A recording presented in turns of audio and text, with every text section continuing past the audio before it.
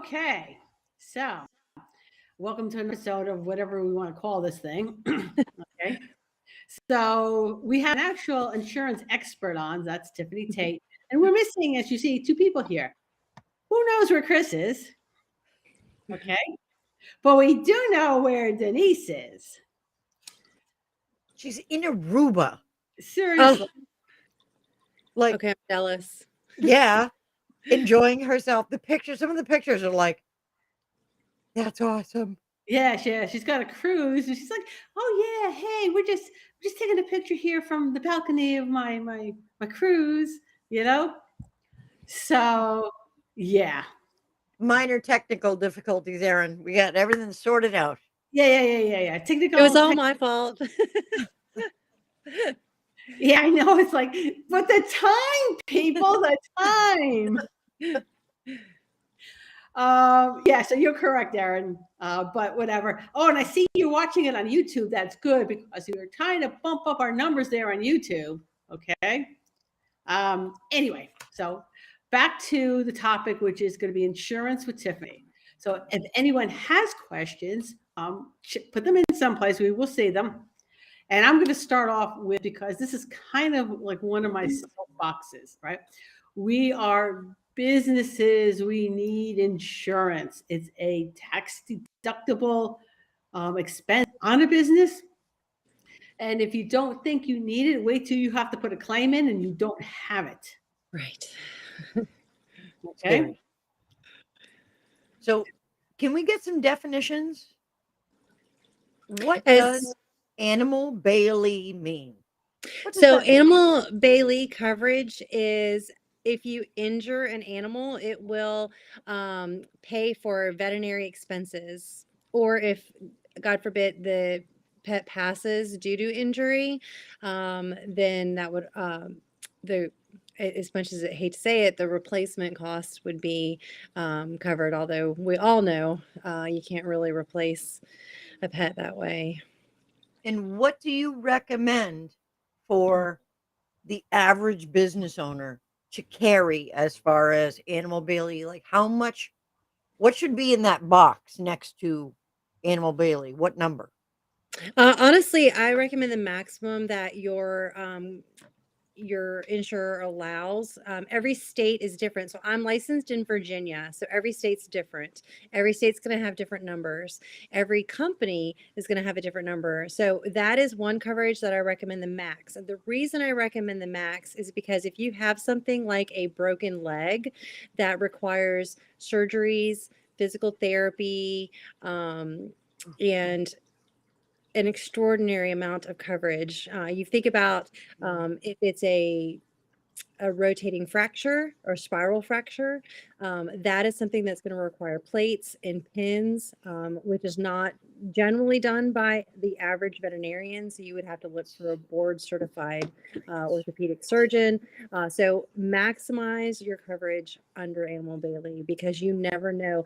It's like you said, Mary, insurance is something that you don't get it for the clipper burn. You don't get it for the quick nails. The insurance is there for the catastrophic injuries that you can't necessarily come out of pocket the same day. So Yeah. So, and I want to ask you that, like you just made a really good point. Every state is different. Every company is different. Mhm. What should be then the minimum slash maximum that any insurance company, like if they said, well, with this figure, then you should be looking for another company. So what would be like the bare minimum you would be looking at? I mean, if they only offer you like $500 or $1,000 in coverage, I mean, really, most of us are going to have that in our savings or set aside somewhere, or that's something that, it's a couple days worth of grooms. So you really, you want to see that number in the thousands. Okay, that's good to know. Okay. Uh, and what about other insurance? Okay, let's go on. Continue with definitions. You have more definitions for her, Angie? Um, let's see. Um, what what else should we be looking for on that besides Animal Bailey? And does Animal Bailey always cover in the event of death? Or is With Animal Bailey, you want to verify with your insurer because, again, every state is going to be operated differently.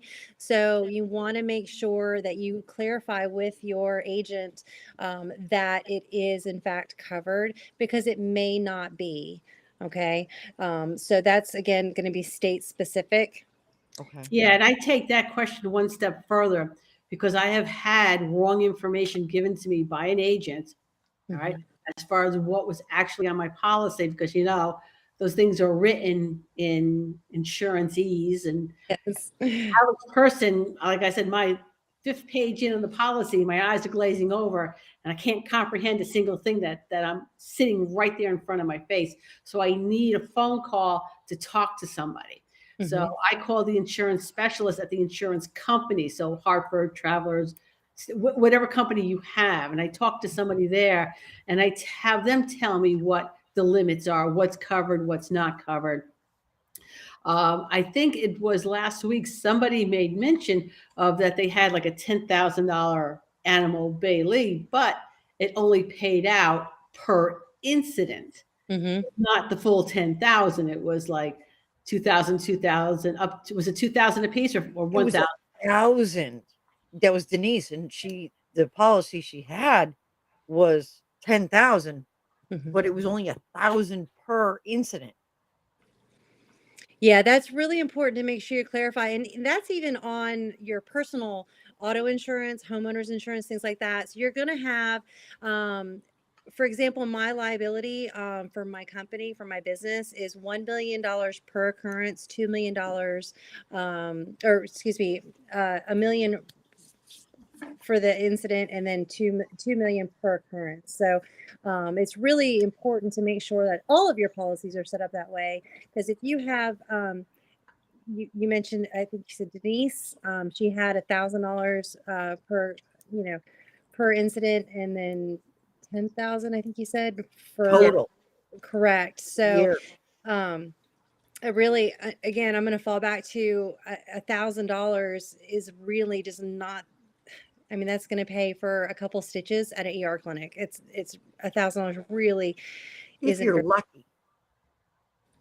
Like I'm here in Massachusetts, that's Mhm. not even gonna cover that. That's Right, gonna cover the cost for them to look at the dog. right, And then there's the $5,000 bill on top of that. exactly. Yeah. So, like I said, it's really good to make sure you know what is covered, what's not covered. All right. So let's talk like emergency and disasters. I had a friend who was in Florida who thought she had hurricane insurance. She did not. The Hmm. agent told her she had it, but Oof. it was not at the end, as far as the insurance company was concerned, it was not there. And you can't argue after the fact. So believe it or not, she actually may have had recourse. All insurance companies have something called errors and omissions insurance. Individual agents generally have it, but if they don't have it, their companies do. So most insurance agents work as producers underneath a master agent. So either way, errors and omissions insurance covers um, clients of an insurance agent if the insurance agent informs them incorrectly. So she may want to reach out on that. That's a couple of years now, but how would you prove that? Would you need like email messages, text messages, that sort of thing? Yeah, it's always best to have something in writing. Definitely. Okay. It's just like any sort of legal aspect. You're going to have the burden of proof is going to fall on you. Okay. Well, that's good to know. Yep. Did not know that. Now, how about disability?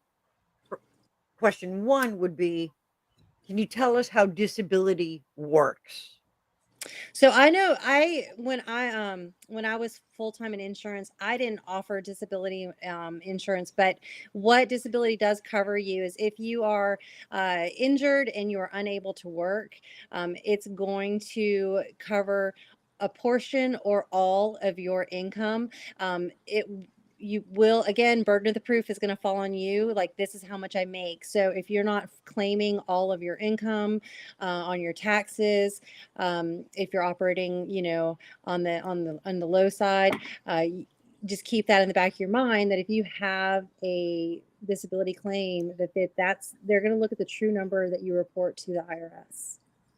Yeah, because I put in a claim for lack of business because of an accident, and I had to show my W-2 to them. Mhm. Oh yeah, yeah. They're very strict about what they, Not my it's W-2, my tax return. They wanted to actually see the tax return and see what number I said I made to the government. right, right. And everything has to have a paper trail in insurance. And as much as I love selling insurance companies are in fact for-profit companies, which is why it is sometimes difficult to process a claim. So here's the next question. On disability, the number they're looking for would be the total you make, or how much you make after you pay all your bills. So what they're going to look is your gross income. So it's going to be the highest number on your taxes before deductions as a rule. Okay. I have disability insurance, so I already dealt with that. But I got it because I'm 51 and things don't work quite the way they used to. And should something happen, I have 2 employees that I'm responsible for. Mm-hmm. And if I'm not working, Oh yeah. I'm the cog that makes the wheel go. Yes. So if that's not there, I mean, what are they going to do? Right. So I made sure that I got disability insurance, just so I could keep them going with the things that they could do, and I could keep the salon open and running. So there is one type of insurance that you guys probably hadn't even thought about that I would recommend salon owners look into, especially if you're in a partnership situation, which is it's called Key Man life insurance, basically. And so under life insurance, you have to you can only insure somebody if you have a financial interest in them, essentially. And so a key person for Key Man Insurance is somebody that you depend on. So if Mary and I were in a partnership 50-50 in a salon and something happened to her, all of a sudden I would be struggling to keep the business afloat because I would no longer have Mary, and Right. vice versa. So that is something I do recommend if you have people that you depend on their presence in your business, or if there are people that depend on your presence. So you mentioned, Angie, that you had 2 employees. So if something were to happen to you, your business as you know it would basically come to a stop.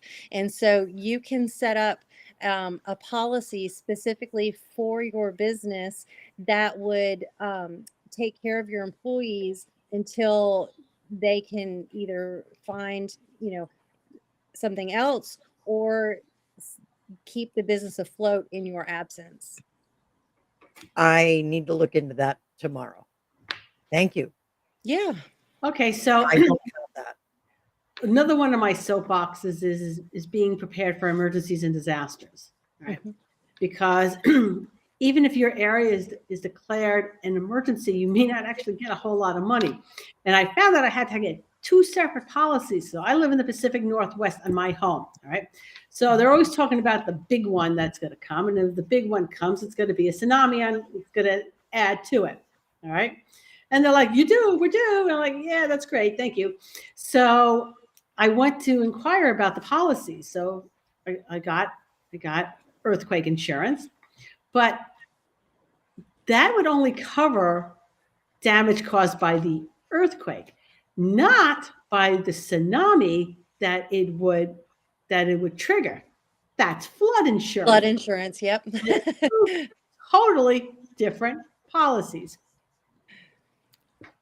Oh, Erin says her and Wenchi have that insurance, Keyman Insurance. Mhm. Good job, Erin.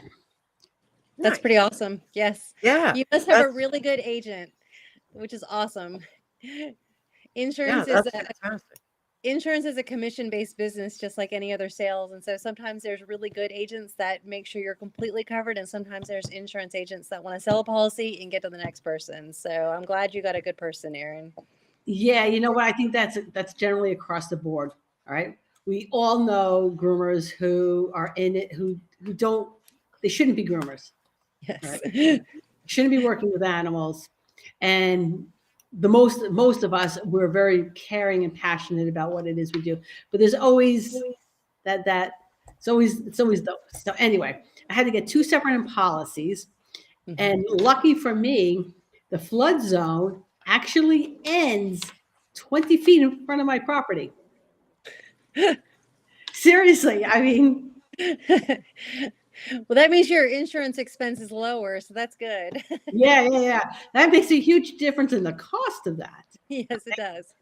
So, but for people who are in flood zones, a lot of people don't have flood insurance because it's so outrageously expensive, and it's not 100% coverage, by the way. Correct. No, it is not. I lost a house to 17 feet of water. It was, we had 5 minutes notice. Oof. So you grab clothes in the middle of the night, you grab clothes, like Mhm. what you can put on your body, and you flee. And 17 feet of water, everything was gone. Everything Oh, was gone. yep. And I mean, flood insurance. Had flood insurance. Had flood insurance. Yeah. So with flood insurance, that's actually 100% controlled by the government. It doesn't matter who your insurance agent is, agency, what company underwrites it. It's 100% all from the government.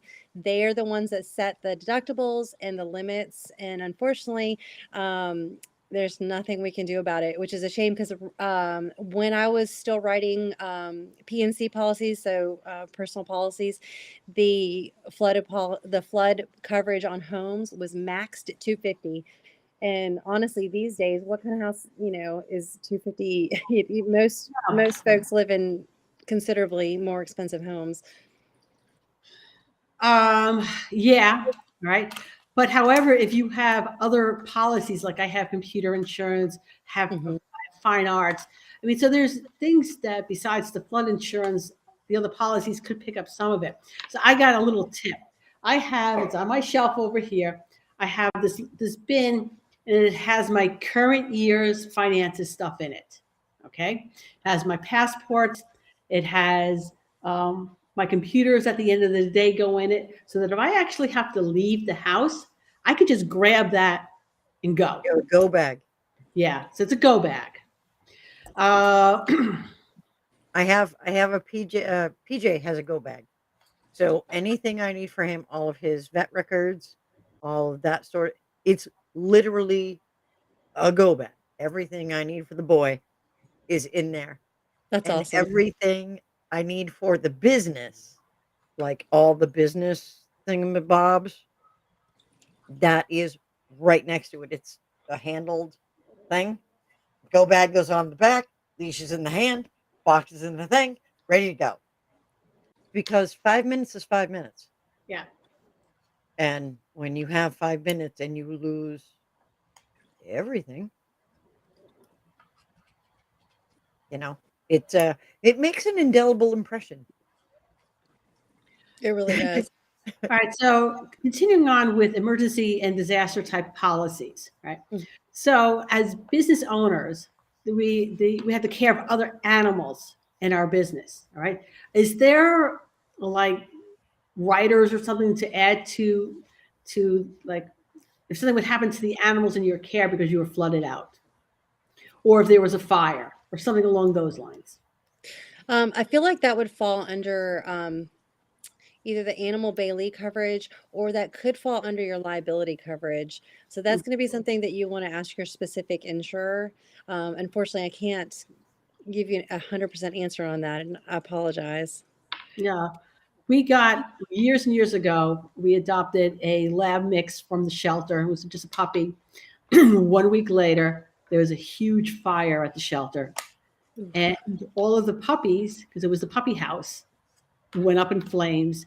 But things like that happened. There was a huge, I think it was in the Chicago area, where a boarding kennel went up in flames. They lost like 50 pets in that. Texas. There was Was it one in I Texas? think I Texas. remember hearing about that. Yeah. So generally pets are classified as property. So I feel like that should have been covered under the property coverage. But that's really something that a claims specialist would have a better answer for, as far as, the definitive, like which coverage they would fall under. And I think another point I really want to make is that if you change your business structure, you have to let your insurance company know. Absolutely. So if you go from an LLC to an S corp or so whatever it is, if you change your designation of your business, you have to tell them, because you know Yes, what you happens. open yourself up for your claim to be denied. Yes. That's a very good point. That Mhm. never even occurred to me. Yep. Actually just had to do it, so just updated mine. Yeah. When we moved out here, I shut down one LLC in Connecticut and started up another LLC here. And initially, it was the same insurance company. So that all had to get taken care of until I found something a little bit more specific to this area and to what I was, since I was no longer grooming anymore. Yeah, Marcella agrees. Yeah, 100% let them know claims will be denied. Yep. Yeah, you hit them. They are a for-profit business. If they don't have to pay out on your claim, why would they? Yeah. Mhm. They're like, yay, thanks for the money. They're not all that way, but I'd say the good majority of them are. Yeah. Come on, let's just be real. Business is in business to make money. Yeah. Mhm. So So what else about insurance would you say most groomers don't know, but really, really should? So I've actually been thinking about this a lot because Mary kind of got my wheels spinning on this whole insurance and the grooming life.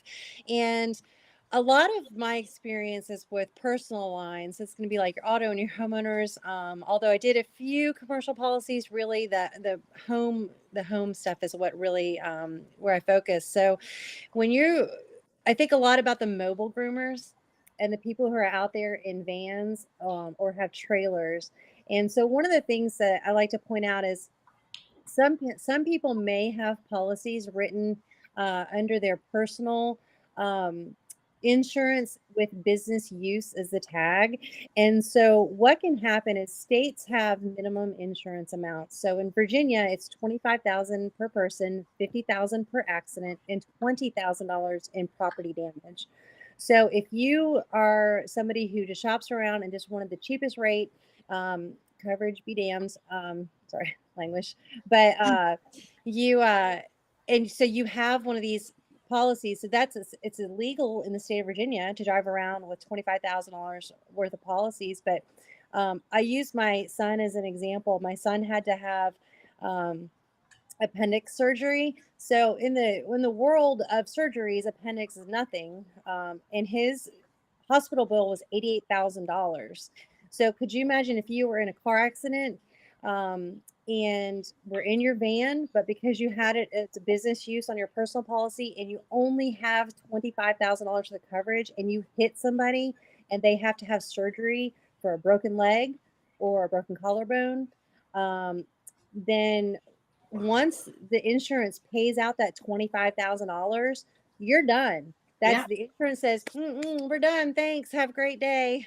And so what happens is that then that person that you injured can turn around and sue you and can go after all of your assets since you're in your business van that's worth $100,000, they're going to come after you, and they can come after you, and they can put a lien on any future tax refunds, and they can also garnish wages moving forward. The other thing to think about too, so that's if you just hurt one person. I have 5 kids, so could you imagine if you hit me and I have my whole family in the car? Now you've got hospital bills for 7 people, and so at that 20,000 per person, 50,000 per accident. You have 7 injured people, and they're only going to have $50,000 the coverage. So it's really important to make sure if your van or mobile unit is on a personal policy with business use, that you have the maximum you can get. So my personal, I don't even have a mobile van. I'm a home-based groomer, but with that being said, on my cars, so I have 250,000 per person, 500,000 per accident. Most insurance companies do offer 1 million in coverage, but I have an umbrella policy. So I always recommend umbrella policies to everybody. Everybody should have an umbrella policy.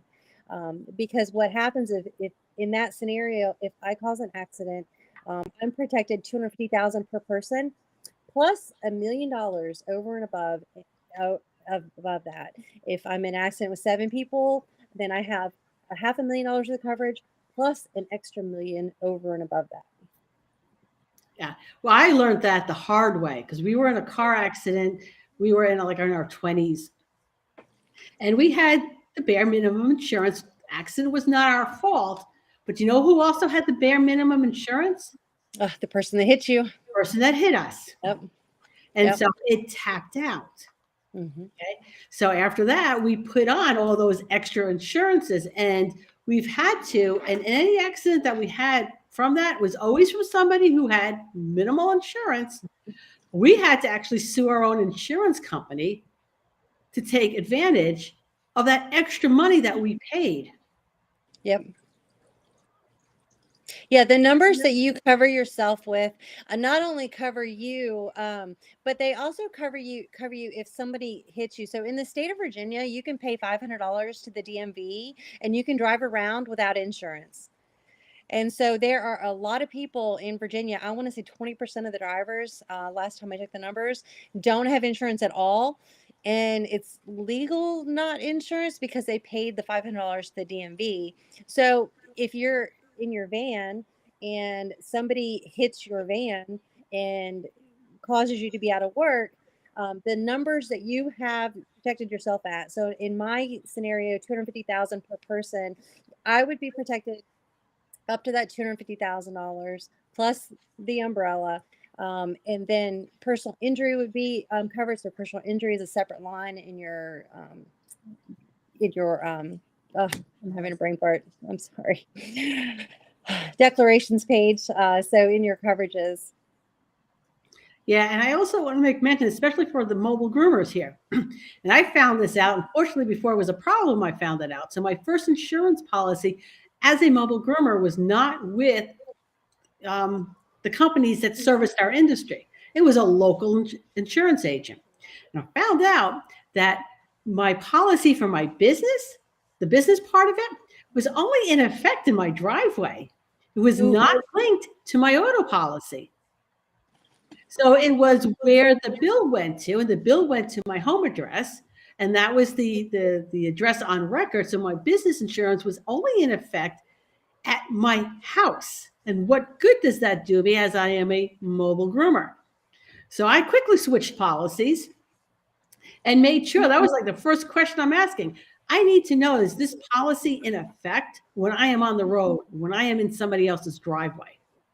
All right. Yeah. So if you think you're getting away cheap with other policies, getting your car insurance, the vehicle insurance from one company, and the business insurance from another company to save a couple of bucks, those policies are not linked. You need to have a conversation with your agents. There's another aspect to consider too with the mobile folks is, is your coverage on your vehicle. So again, this is going to fall more on the people who have their van in their name, not their business name, because they're going to have a personal policy with that business use. So it's going to, again, following on that vein. A lot of times they'll have insurance on say a 2022 Mercedes Sprinter. Okay, so they're going to have an insurance on a 2022 Mercedes Sprinter, and they're going to list it as business use. So what's going to happen is if you're in an accident, it's a total loss. They're going to give you the value of the van, which, as we all know, is about half what the cost of the grooming van is. So you want to make sure that your insurance has your equipment listed under modifications. Yep.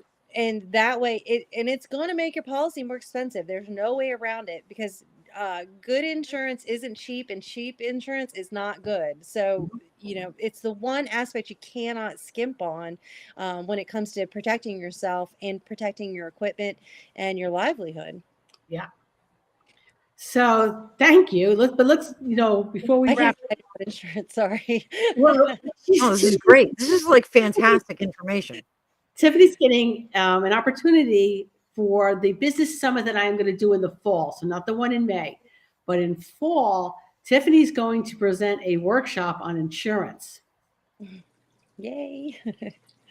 That's going to be awesome. Yeah. Yeah. So let's just talk about some upcoming educational opportunities. The product summit from Positive Educational Training is coming up in a couple of weeks. All right. We have Angie, we have Barbara Bird, we have Chris Pearson, Michelle Knowles, Melissa Conti Diener. Did I name? I name names. What? I name names. I will actually tell you this Dr. Pepper right here is what I use for X. I'm not going to hint and go, well, there's a thing and a stuff, and I name names. I will tell you exactly what product. And Tammy Warren is also doing a workshop there. And early bird pricing on that is ending in a couple of days. So if you do not have a summit membership and you want that, you have a couple of days to grab it at 109 before it goes up to 147. Oh, it's going to be a wicked good one. You guys should definitely hop in on this. All right. And there's then the next program with the doors just opened up. So workshop, those doors closed. You guys can see that class next year. Create that program. Those doors are open. It'll be open for a brief period of time, because once the doors close, they close for a year. Okay. That is a program if you are looking to have that second career in the industry. So it's a very, very intensive. You want to know about it. Angie took it. Check this. Okay. So I took this program, right? Within a year of taking the program, I spoke at Atlanta Pet Fair. I spoke at Hershey. I wrote a book. I was doing monthly online seminars within a year. So anyway, well, it's worth the money. I'm just saying. Straight up. So all that information is on my profile on Facebook. If anyone is interested, let me know. And we'll be back next week. And maybe Chris will be here. Who knows? Okay. We'll see. We'll see. I think Denise will be back from Aruba. Probably tanned and happy and looking so relaxed. Yeah. So anyway, we will see everybody next week. Thank you, Tiffany. I really appreciate you coming, and this was wonderful. No, you guys are awesome. Thank you for asking me.